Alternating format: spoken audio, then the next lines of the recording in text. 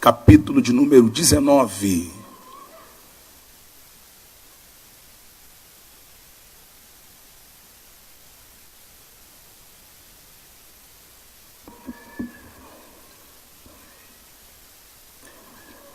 Quem achou, diga amém. Nós temos a ceia do Senhor, irmãos. Não podemos ser prolixos. Versículo de número 38.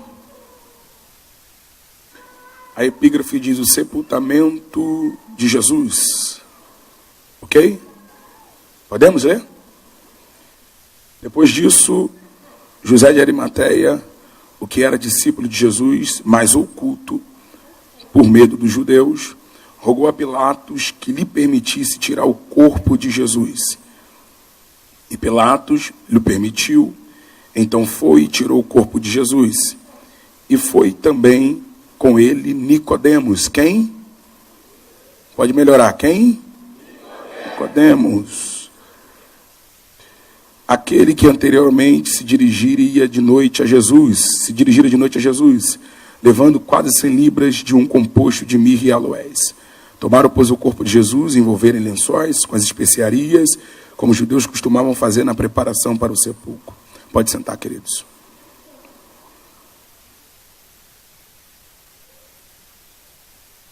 O texto em voga, relatado por João, narra um dos personagens que só João o relata, que só João fala a respeito dele, a saber, Nicodemos.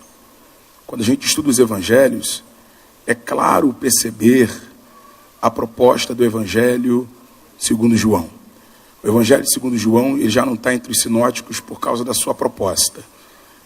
João, você lendo Mateus, Marcos e Lucas, que são chamados sinóticos, você vê uma sinopse, você vê milagres sendo narrados em conjuntos. Parece que quem lê Mateus parece que está lendo Marcos, diferente de Lucas, que narra parábolas e alguma coisa, mas João, você percebe que é totalmente diferente. João narra coisas que os outros evangelistas não vão narrar. O capítulo 2, ele fala Jesus transformando a água em vinho. Mateus, Marcos e Lucas não narra. Capítulo 3, Jesus conversando com Nicodemos. Mateus, Marcos e Lucas não narra. Capítulo 4, Jesus conversando com a mulher samaritana. Mateus, Marcos e Lucas não narra. Capítulo 5, Jesus cura um homem que está há 38 anos à beira de um tanque. Também nem Mateus, nem Marcos e Lucas narra. João 9, João 11, Lázaro e todas as outras passagens que só João vai relatar. A proposta do evangelho segundo João, ela é diferente dos outros demais evangelistas.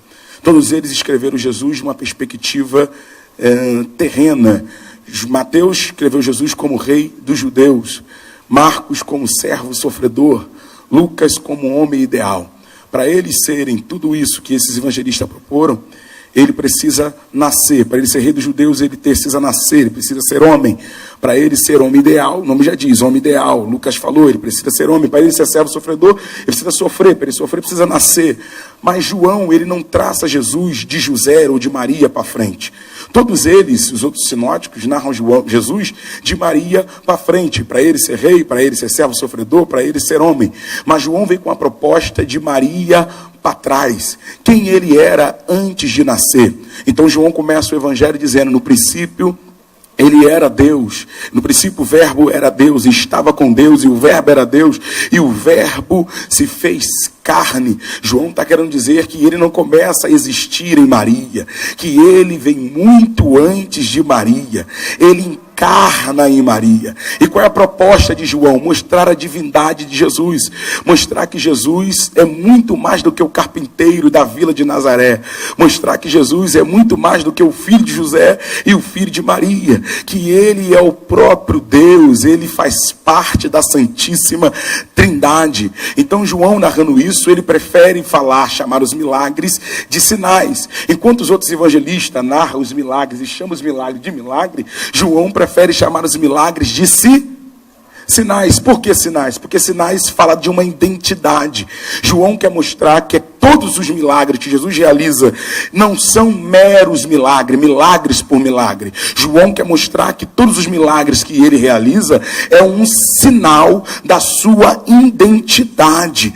Todos os milagres apontam para Jesus. E João vai chamar esses milagres de sinais. E quando Jesus um dia, lá em João capítulo 3, está fazendo os sinais, diz a Bíblia que um dos príncipes dos fariseus, chamado Nicodemos, para quem conhece os fariseus, era um dos partidos religiosos mais chatos da época de Jesus.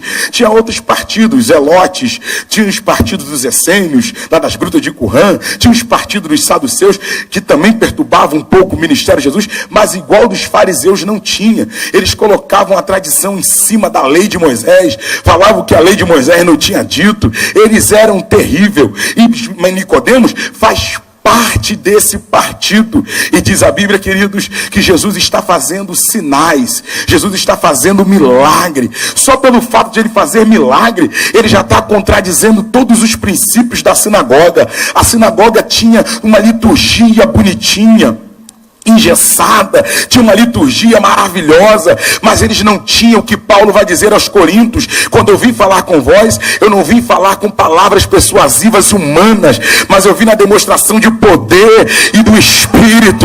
Eles não tinham sinais, eles não tinham milagre. Sabe o que diferenciava Jesus da sinagoga? É que Jesus também falava da lei e fazia uma ligação da lei com o Evangelho, e quando ele fazia isso, ele falava de cura e curava, ele falava de milagre, fazia milagre, ele falava de ajudar e ajudava, falava de levantar e levantava. Não havia um divórcio entre o discurso de Jesus e a prática. Tudo que ele discursava, ele praticava, tudo que ele falava, ele realizava. É por isso que nós estamos aqui glorificando a ele, porque um dia ele falou que ia nos salvar e nos salvou, falou que ia curar e nos curou. Sim ou não, gente? E diz o texto que Jesus está fazendo sinais. Diga comigo, sinais. Está fazendo sinais, pastor. E Nicodemos é principal dos fariseus. Ele está vendo Jesus fazer sinais. Ele compara, não diz o texto, penso eu, como uma mente de um jovem pregador, que ele compara a sinagoga morta com o ministério vivo de Jesus. Lá na sinagoga tem mestres também, mas Nicodemos diz que ele é um mestre diferente. E Nicodemos está vendo tudo aquilo acontecer de dia. O horário é diurno, o sol está raiando, o sol está brilhando, e Jesus está fazendo sinais. E aquilo chama a atenção de Nicodemos, só que ele é líder. E o John Maxwell diz no seu livro 21, Refutável Lei da Liderança, que não existe líder neutro. Todo líder influencia ou para o bem ou para o mal. Até quando o líder quer ser neutro, ele influencia. Já reparou? Quando o líder fala, não vou me meter nisso aqui, vai um monte de também, não vou me meter não. É ou não é? Não existe líder neutro. E Nicodemos é líder. Ele exerce um poder de liderança. E ele não quer reconhecer Jesus de dia, porque se ele for ter com Jesus de dia, ele arrasta uma galera com ele. Vai desculpa a expressão em carioquês, vai um bonde com ele, atrás dele. Então ele não pode ir de dia. Ele vai se esconder, ele vai deixar a noite cair. Ele viu aqueles sinais de dia, e ele sabe que milagres não são meros milagres. Ele sabe que aqueles milagres apontam para Jesus, e ele vai deixar a noite cair e vai bater na porta de Jesus. E para surpresa dele, o nosso Senhor já o estava esperando. Por quê, pregador? Porque ninguém pega ele de surpresa. Um dia desse eu ouvi o irmão falar, surpreende Jesus. Como é que tu surpreende Jesus, irmão? Se até o desejo de te adorar ele vem dele, se até a vontade de orar vem dele, se até a vontade de jejuar vem dele. Quando você diz, vou para o vale, vou orar, isso vem dele. Como é que tu surpreende aquele que colocou em você a vontade?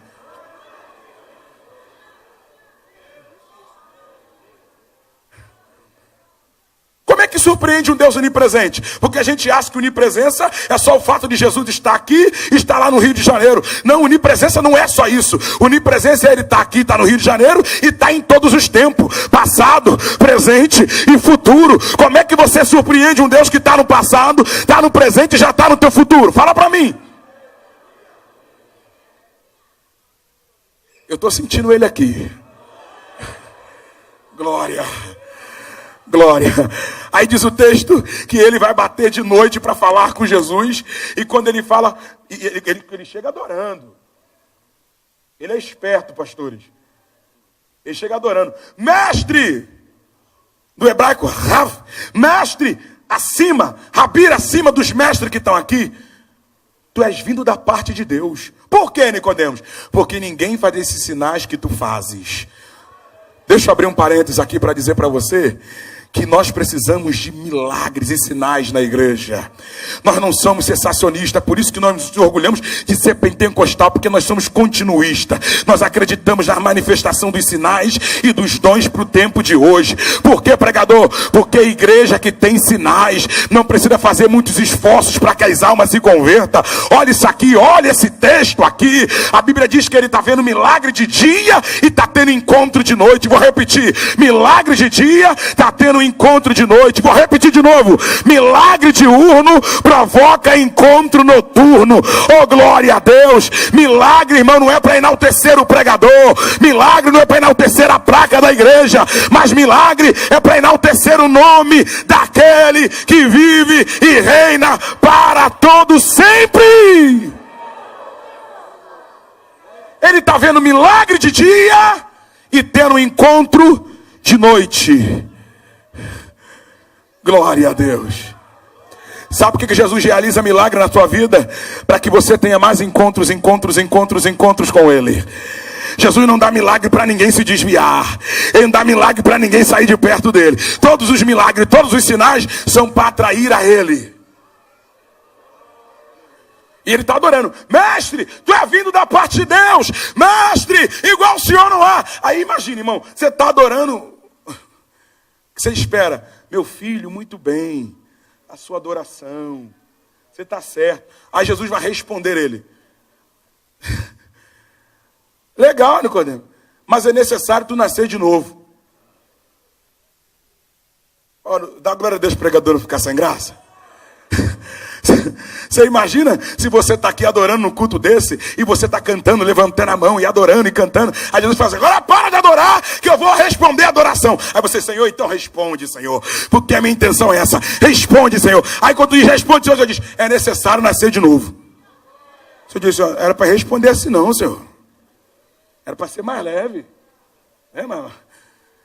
Ele diz, mas como que faz isso? Ele diz, o vento sopra onde quer, ouve a sua voz, ninguém que nascer da água do Espírito não pode ver o reino de Deus, entrar no reino de Deus. E Nicodemos não entende nada. Jesus está na AM, ele está na FM. Jesus está na terra, Jesus está no céu, ele está na terra. Aí ele, mas como que pode? O Senhor diz, tu é mestre, não sabe? Em outras palavras, o verdadeiro mestre não é aquele que sabe muito da lei. O verdadeiro mestre é aquele que sabe muito da graça. Aleluia. Ele está dizendo, é igual Paulo, já viu quando Paulo encontra com Jesus? Ele diz, quem és, Senhor? S maiúsculo, Deus da lei. Quem és, Senhor? Ó, o Senhor diz para ele, Senhor não, eu sou Jesus. Tu está falando com o cabeça da igreja. Mas o cara não conhece da graça, só conhece o Deus da lei, aí ficava perdido. Aí o Nicodemos fala, mas como que eu faço? Aí o Senhor vai explicando a ele. Acaba esse texto, gente, e Nicodemos some. Ele aparece de novo em João 7,35 defendendo Jesus, mas ele some. Jesus vai para um lado, ele vai para o outro. Isso aqui é quase no início do ministério de Jesus. 3 anos se passa. Jesus está indo para o Getsemane. E quando ele vai para o Getsemane, ele escolheu 12 discípulos, correto? Simão Pedro, Simão Zelote, Judas Tadeu, Judas Iscariote, Mateus, André, Bartolomeu, Tomé, Tiago, filho de Zebedeu, Tiago, filho de Alfeu, Filipe e João. Ele escolhe esses 12 discípulos, desses 12 ele escolhe 3 mais íntimos. Pedro, João. E ele pega esses 3 e diz, vamos ali orar. Só que é madrugada. E ele não era brasileiro não gostava de orar de madrugada não.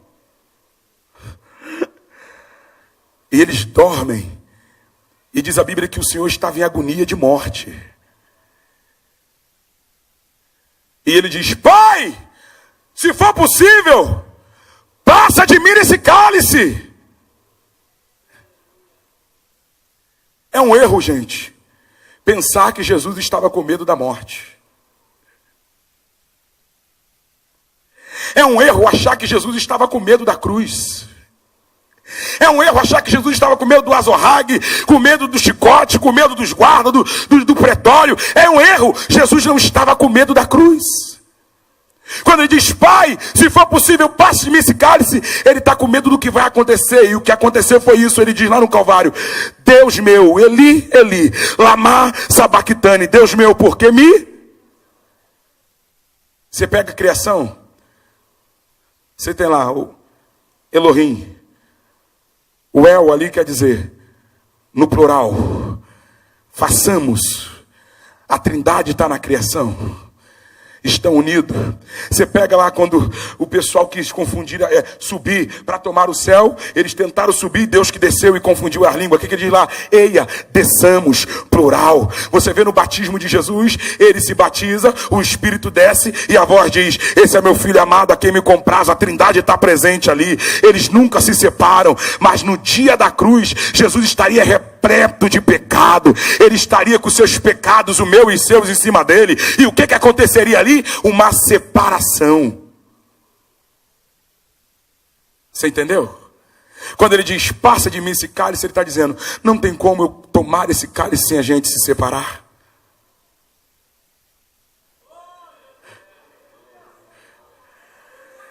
Ele está dizendo, nós nunca se separamos. Para Jesus, dói mais a separação do que morrer na mão dos soldados, porque ele veio à terra para isso. É um erro achar que ele está com medo dos soldados, é um erro achar que ele está com medo do azorrague. Ele não está com medo daquilo. Isaías já diz, mas ele foi trespassado pelas nossas transgressões, moído pela nossa iniquidade, o castigo que nos traz a paz estava sobre ele, e pelas suas pisaduras fomos...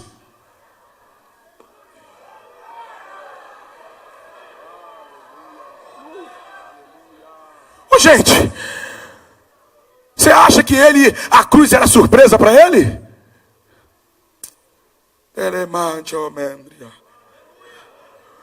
Um dia o Satanás falou na boca de Pedro, Senhor, tenha pena da tua vida, não morre não. Ele virou para o Satanás e falou, para trás de mim, Satanás. Ele está dizendo, Pedro, tu fica na frente, mas Satanás vai para trás. Vai para trás de mim, Satanás, porque você não entende das coisas de Deus. Ele está dizendo, eu vim aqui para morrer, eu não vim aqui para realizar somente milagre, eu não vim aqui para escolher 12 homens, simplesmente eu vim aqui para morrer. A morte sempre fez parte do plano dele. Quer ver? Ele diz, Pai, passa de mim esse cálice. Oh, Jesus. Oh, Deus. O texto diz, mas seja feita a tua vontade. Nisso vem Judas. Oh, Jesus. Beija ele do lado direito. E qualquer um dos senhores, porque, gente, uma coisa é você ser traído sem saber, outra coisa é você saber que vai ser traído e quem vai te trair. E ele vira para o cara e diz, amigo, a que vieste? Os camaradas tudo, os camaradas tudo de armamento na mão, pastor. Lá no Rio de Janeiro, o pastor dizia assim, cheio de fuzil na mão, mas lá na época era madeira mesmo. Em nome de Jesus. Aí o texto diz, que ele diz, vocês estão achando que... Gente, se tu não der glória, eu dou sozinho agora. Vocês estão achando que vocês vão me pegar? Vocês estão achando que é vocês que vão me prender? Vocês estão achando que é vocês que vão me matar? Ops, pode abaixar isso aí. É eu que me entrego. Oh, glória! Sou eu que me dou. Se eu quisesse, Pedro, abater, Ô Pedro, abaixa isso aí. Se eu quisesse, meu pai mandava, era 12 legião de anjos. Uma legião tem 6.000 anjos. Imagine 12. Mas Pedro, é eu que estou me entregando. Todo mundo foge. Ele vai para Herodes. Ele vai para os sacerdotes. Os sacerdotes zombam dele. E quem já viu qualquer filme aqui a respeito de Cristo, ou já parou para ler a crucificação, é uma agonia incomum. Se não deu em você, um dia vai dar quando você lê de novo ali os evangelhos na parte da crucificação. Qual é a agonia? A agonia que nós temos é que tem um réu que não se defende. É uma agonia, não é? Quem já viu qualquer filme do Mel Gibson, isso aqui é do Mel Gibson, que vão interrogando ele, tu fez isso? Aí ele diz, tu dizes. Mas você vai fazer isso mesmo? Ele fala, tu está falando. Mas você disse que isso, ele fica quieto. Aí o cara diz, não estão querendo te matar, tu não fala nada. E ele na mente dele dizendo, mas você tem que me matar mesmo. Então Pilatos tomou a causa dele para ele. Tomou, não, esse cara é justo. A causa dele é minha, eu não vou deixar esse cara morrer. Vai para Herodes, Herodes manda para Pilatos. Pilatos, na verdade, vai para Pilatos, Pilatos manda para Herodes. Herodes não vê nada nele, diz, é um maluco, manda para Pilatos de novo. E Pilatos diz, esse cara é justo. A mulher dele acorda e diz, ô amor, essa noite eu sofri muito por causa desse camarada aí. E no sonho eu vi que ele é justo. Eita. O justo justificou os injustos. Aleluia. Não aflige ele, não. Só que Pilatos está dando um jeito. E primeira coisa que Pilatos tenta fazer é o seguinte: vou pegar a lei a favor dele. E ele abre a lei e ele vê que pode soltar um homem. E ele fala, qual é o cara que cada vez alguém diz, Barrabás? Vou conjecturar, não diz o texto. Quem é Barrabás? Ah, um cara que é ladrão aí. Um cara salafrário, não presta. E quem é um outro que vai competir com ele? É um justo. Concorda comigo, senhores, que é uma escolha injusta. Você tem um justo competindo a vida com um ladrão. Na lógica, quem é que vai morrer? Na lógica. Me ajuda aí, gente. Quem é que vai morrer na lógica? O ladrão. O ladrão. Imagina o Barrabás. Vou tirar aqui rapidinho. Eu imagino o Barrabás falando assim. Poxa, aí vocês fizeram. Aí não pode. Se me colocasse para competir com o outro ladrão, tudo bem. Sim ou não? Agora me colocar com ele, ele já se despede da galera de gente. Estou indo. Me botaram para competir com o justo. Qual é a acusação dele? Não é nenhuma, não tem. Estou indo embora. Quando ele chega lá, o Pilato diz, e aí, o justo ou Barrabás? A galera diz, solta o Barrabás e mata o justo.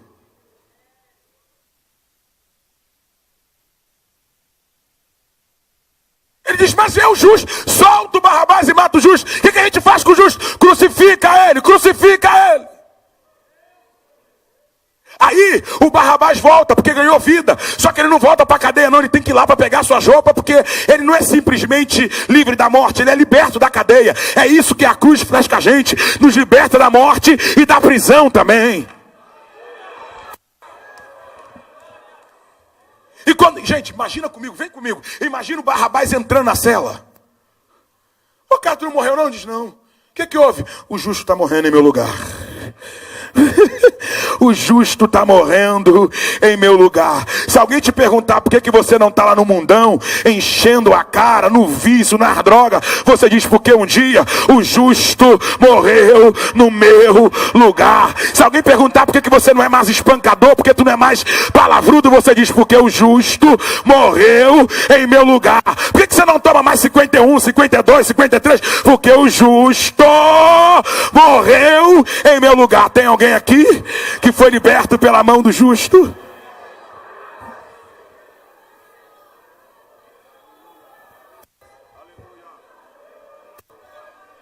Tu está sentado lá de alguém que você talvez não sabe a história dele. Essa aí, sábado à noite, já estava, querido, desculpa a expressão esdrúxula, enchendo a cara, mas o justo chegou na vida dele, aí falou assim, calma aí, vou te dar um banho de sangue, tirou a garrafa de cachaça da mãe e colocou numa Bíblia, glória a Deus, ele andava ruim, o justo deu um perfeito juízo para ele, e ele está aí, do teu lado. E sabe qual é o nome disso? Graça. Favor que eu não mereço. Você sabe qual é a diferença da graça para a misericórdia? É justamente isso. Porque a misericórdia, ela não te dá aquilo que você merece. A misericórdia do Senhor são a causa de não sermos consumidos. Na misericórdia, tu merecia morrer e Deus não te dará a morte. Mas é diferente da graça. Porque a graça é via de mão ao contrária. Na graça, ele te dá aquilo que tu não merece. Misericórdia te deixa vivo, mas não te salva. Te prepara para a graça. Você está vendo aí um monte de gente fazendo besteira, e você diz, como é que está vivo ainda? Alguém diz, misericórdia. É ou não é? Misericórdia deixa vivo, mas a graça que te resgata. Preciso avançar. Diz o texto, glória. Que então Pilatos vai para outro plano. E qual é o plano de Pilatos agora? Para salvar o justo. Aplicar nele a verberatio. Verberatio é um termo latim que significava pena maior. Se eu dou a ele uma quarentena, eu livro ele da cruz, porque os seus algozes vão ver ele sofrer vai estar tão sofrido, que vão ter pena dele e vão dizer, não precisa mais crucificar. Querido, nem todo mundo era chicoteado com aquele azorrague que tinha osso e lâmina. Isso aí era só que eles queriam punir mesmo. Normalmente era chicote puro. Mas quando aplicava verberatio, colocava osso na ponta. E giletes, uma espécie de gilete, que não era gilete, um metal. O metal rasgava a carne e o osso trazia a carne para fora. Era 40, de misericórdia eles davam menos uma, 39. Quando o cara tomava 15, ele já estava desmaiado. Mas ele não desmaia. Ele agarra no tronco e o camarada e o carrasco desce no chicote, a carne abre, vem para fora, e Pilatos está dizendo, depois dessa eles vão desistir de crucificar ele. Só que Pilatos não entendia, eu vou dar glória aqui e você também. Pilatos diz, eu vou afligir ele e eles vão largar. Só que Pilatos não contava com uma coisa, pastor. A cruz para todo mundo, meu amigo, Pai do Senhor, a cruz para todo mundo duraria, em média, J. Carson diz isso, Hernani Dias Lopes, parafraseando J. Carson, também diz isso, o Stott no livro A Cruz de Cristo diz isso, durava 7 a 9 dias o cara na cruz. Para que todo mundo que passe tema o Império Romano. Só que ele não pode ficar ali 9 dias. Ele tem algo para resolver domingo de manhã.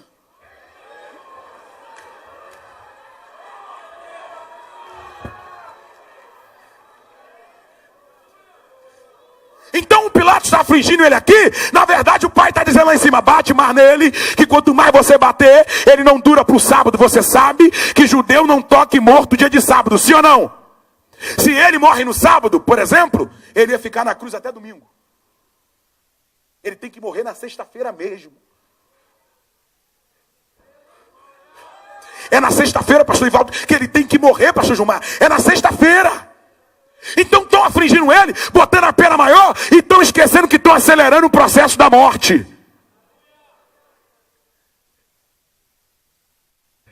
Alguém dizia, eles continuam crucificando ele. Preciso correr, gente. Então vem passando o Cirineu, um homem negro assim, igual eu. Ele diz, Cirineu, vem cá. Você não é judeu mesmo? Está aqui, tu deve ser um prosélito. Ajuda ele. Aí o Cirineu diz, não diz no texto, tá, gente? Estou imaginando. Mas eu estou com as minhas vestes brancas. Para celebrar a Páscoa. Para o sacerdote salpicar o sangue do cordeiro em mim. Não posso me sujar, eu não posso ter mancha com minha fé, a oferta não pode ter mancha. Cirineu, quem está mandando é o soldado romano. Ajude ele, rapaz. Alguém entendeu? Quando o Cirineu agarra ele, o sangue dele se mistura com as vestes do Cirineu. Se eu tivesse lá, eu gritava, Cirineu, abraça ele, Cirineu. Agarra ele, esse aí é o cordeiro que você precisa. Desse sangue aí que você precisa. Oh, meu pai, é desse sangue que você precisa ser manchado. Ai. Se lambuza do sangue dele mesmo, Cirineu. O sangue dele não mancha. O sangue dele te limpa. Oh, Jesus. Oh, Jesus. Oh, glória. O Cirineu, sabe o que faz? Ajuda ele. Coloca o patíbulo atravessado nele, que é a parte horizontal da cruz, e leva ele para o Gólgota. Quando chega no Gólgota, bota ele com 2 ladrões, está terminando já, levanta, para se cumprir o que disse Moisés, que ele teria que ser levantado, e levantam ele, e ajunta com a outra parte, coloca os pregos. E ele precisa morrer primeiro. Tu já viu na Bíblia alguém morto perto de Jesus e ele ficar, e continuar morto? Tem na tua Bíblia? Na minha não tem, não. Todo mundo que é morto perto de Jesus, ele ressuscita. Ele está passando, pastor. Ele está passando, pastor. Ele está só passando. Ao filho da viúva está vindo. Ele não é nem com ele. É um cortejo que está tendo. Só que ele diz, passou por mim. Levanta aí. Não é, pode ver na Bíblia, não existe morto perto de Jesus, irmão. Passou morto perto dele e está ressuscitando. E na cruz não podia ser diferente. Por isso que ele diz, galera, deixa eu ir primeiro. Porque se vocês ficarem morrendo aqui, eu vou ter que ficar ressuscitando vocês, aí não dá.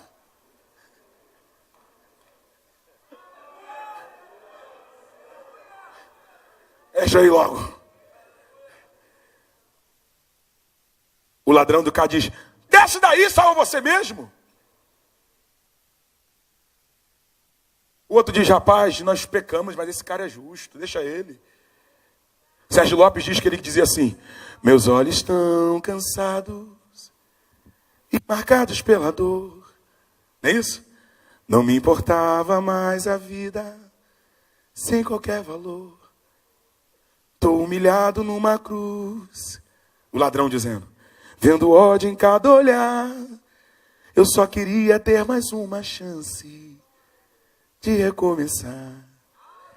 Ele estica o corpo e diz, tentei com grande esforço contemplar na outra cruz quem era aquele homem que chamavam de Jesus e que comigo dividia ali a solidão, vergonha e dor. Estava confuso, porque tantos lhe odiavam e outros lhe davam amor.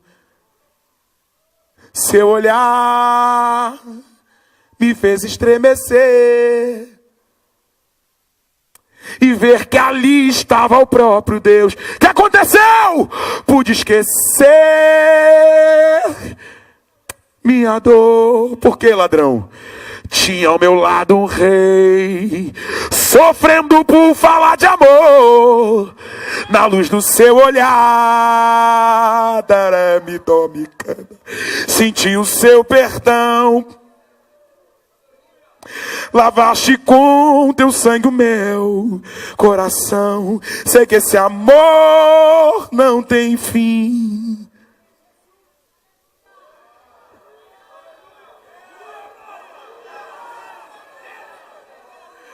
Creio que és filho de Deus.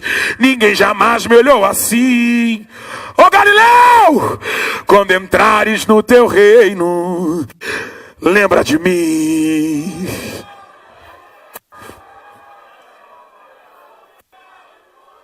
Alguém trouxe glória a Deus? Onde camana rachandaraia, Eremia.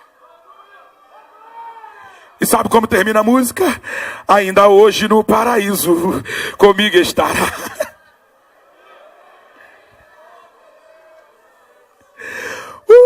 Jesus.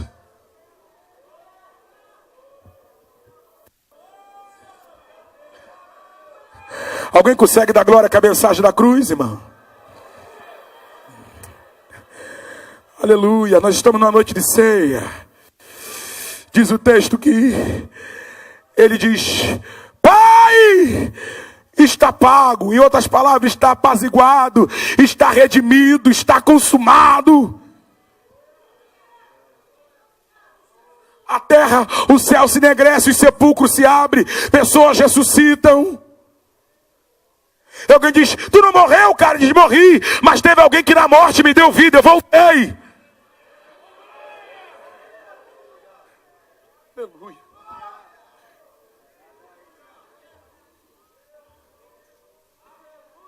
Aí diz o texto que passa 3 dias. Perdão, antes de eu ir para os 3 dias. Diz o texto que todo mundo some. Ele escolheu 12 discípulos, eu falei para você o nome deles. Sumiu todo mundo. Cadê Maria? Sumiu também. E José, nem sei se existe mais nessa altura, também sumiu. Todo mundo sumiu.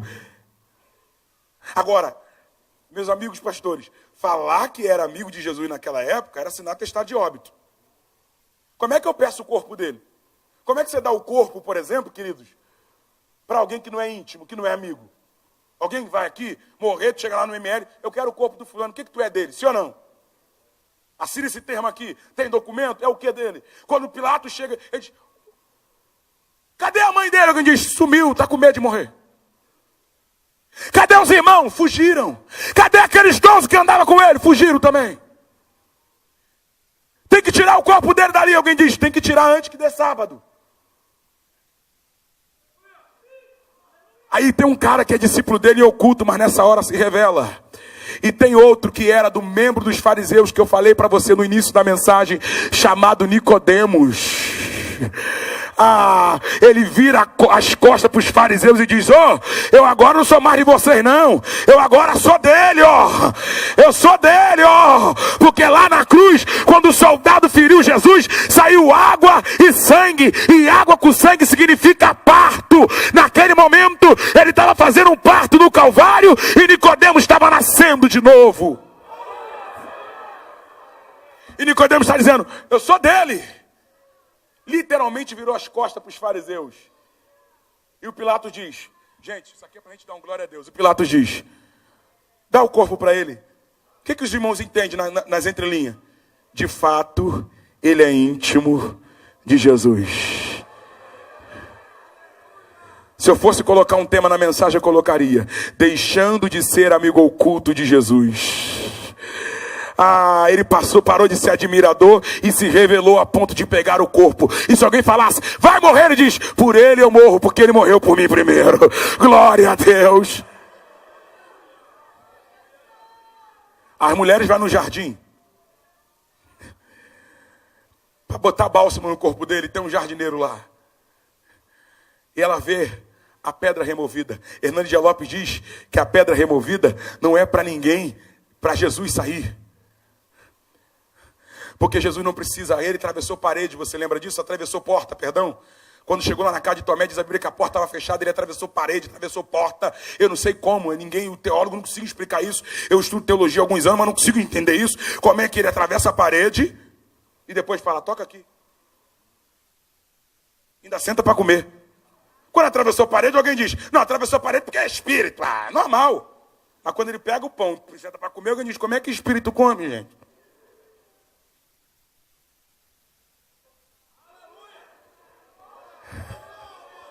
Escuta isso aqui. Mulher, por que você procura entre os mortos aquele que vive? Ele está vivo. Ele está vivo. E para encerrar o sermão de vez, entregar o microfone a quem de direito, deixa eu falar uma coisa para você. Quando Paulo escreve a carta aos Colossenses, que é a carta mais cristológica de Paulo e o livro mais cristológico da Bíblia, Paulo diz assim, e ele é o primogênito dos mortos. Deixa eu te explicar isso aqui. O que é primogênito, gente? Aquele que é primeiro. Se é primeiro é porque tem mais gente, correto? Eu só falo que eu sou primogênito da minha mãe se eu tenho mais irmão. Jesus, antes da cruz, era unigênito do Pai. A Bíblia chama ele de unigênito. Antes da cruz, e Deus deu o seu filho único, unigênito. Mas depois da cruz não é mais unigênito. Depois da cruz é primogênito. Porque ele é um de muitos. Olha os muitos aqui. Olha os muitos. Olha os muitos. Então quando ele passa a ser primogênito, ele é primogênito por quê, gente? Porque ele é o primeiro a morrer e ressuscitar? Não. O filho da viúva de Sarepta morreu antes dele e ressuscitou. O filho da viúva de Naim morreu e ressuscitou. O Lázaro morreu e ressuscitou. Tudo antes dele.